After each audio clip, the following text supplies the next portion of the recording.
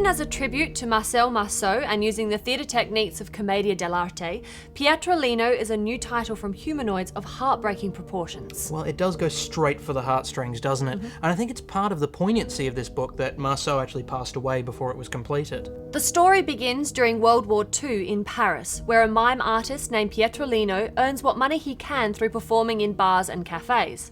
He travels with a woman named Colombella and his friend Simio, who is the narrator for the story. Yeah, early in the story, we see Pietro and Simio arrested by the Nazis for a subversive performance. They are betrayed by Colombella, and Pietro's hands are crippled, a fate almost worse than death for a mime. Things become worse as they're sent off to a prison camp, and even when the war ends and they return to Paris, Pietro's hands are next to useless. Things take a turn for the better though when Pietro reinvents himself as Pietrolino the boxing clown, a clear homage to Bip the clown from Marcel Marceau, and he joins up with a young performer named Anya. But even as things are improving, you still get this underlying sadness of such a tragic character. And this is largely down to the amazing artwork by O.G. Bioskaman.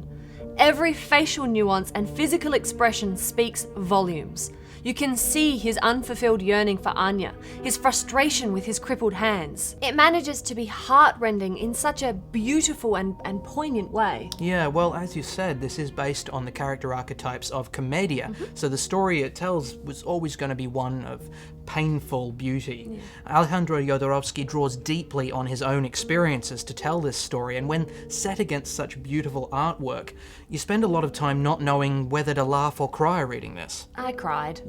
Yeah, I cried too.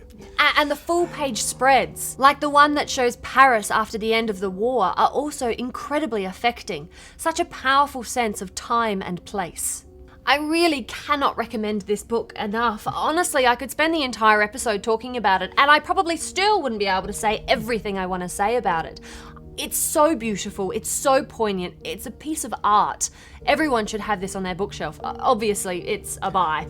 Yeah, look, I think Pietrolino is a melancholic masterpiece, and we really have only scratched the surface. It's such an emotional story. It almost goes without saying, this is a buy from me as well. This is one everybody should keep their eye out for.